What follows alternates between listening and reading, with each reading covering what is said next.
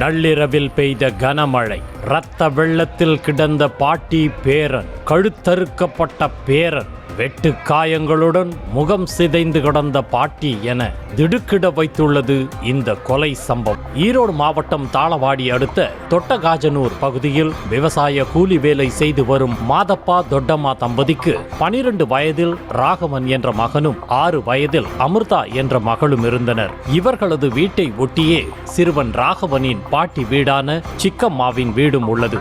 சூசையபுரம் பகுதியில் உள்ள அரசு பள்ளியில் 6ஆம் வகுப்பு பயின்று வந்த சிறுவன் ராகவன் அவ்வப்போது அவரது பாட்டி சிக்கம்மாவுடனே தூங்குவதை வழக்கமாக கொண்டுள்ளான். அதன்படி சனிக்கிழமை இரவு பாட்டியும் பேரனும் தூங்கச் சென்ற நிலையில் ஞாயிற்றுக்கிழமை காலை வெகு நேரமாகியும் கதவு திறக்கப்படவில்லை என்று கூறப்படுகிறது.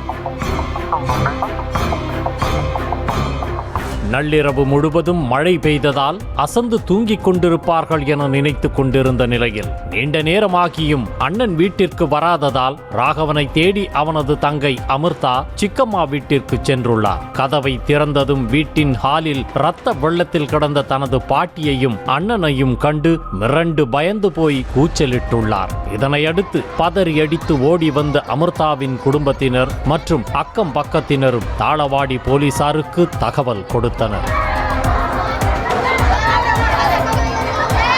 தகவல் அறிந்து சம்பவ இடத்திற்கு வந்த போலீசாரிடம் கொலையாளிகளை கண்டுபிடிக்கும் வரை இறந்தவர்களின் உடலை எடுக்க விடமாட்டோம் என குடும்பத்தினர் மற்றும் உறவினர்கள் முதற்கொண்டு அந்த பகுதி மக்கள் வரை வாக்குவாதம் செய்தனர். இதனைத் தொடர்ந்து அங்கு சென்ற எஸ்பி சுஜாதா குழுக்களை அமைத்து குற்றவாளிகளை தேடி வருவதாகவும் கூடிய விரைவில் குற்றவாளியை கண்டுபிடித்து விடுவோம் எனவும் உறுதியளித்த நிலையில் உடல்கள் மீட்கப்பட்டு பெருங்குடியில் பிரேத பரிசோதனைக்கு அனுப்பப்பட்டது. அப்போது எஸ்பி சுஜாதாவை சூழ்ந்த அப்பகுதி மக்கள் தொட்டகாஜனூரில் சட்டவிரோதமாக மது விற்பனை நடப்பதாகவும் மது அருந்துவிட்டு அவ்வப்போது இதுபோன்ற குற்றச் செயல்களில் ஈடுபடுவதாகவும் தெரிவித்தனர்.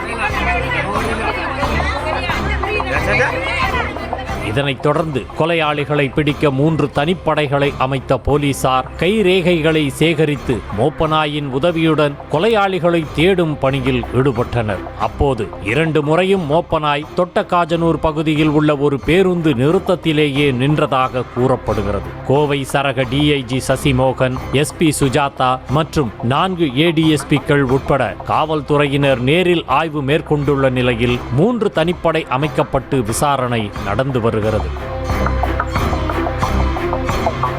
சிசிடிவி ஏதும் இல்லாத அப்பகுதியில் வீட்டிற்குள் புகுந்து தாக்கியது உள்ளூர் நபர்களா, வெளியூர்களில் இருந்து வந்தார்களா என விசாரணை நடந்து வரும் நிலையில் இந்த இரட்டை கொலை சம்பவம் குடும்பத்தினரை கதற வைத்து அப்பகுதி மக்களை நடுநடுங்க வைத்துள்ளது.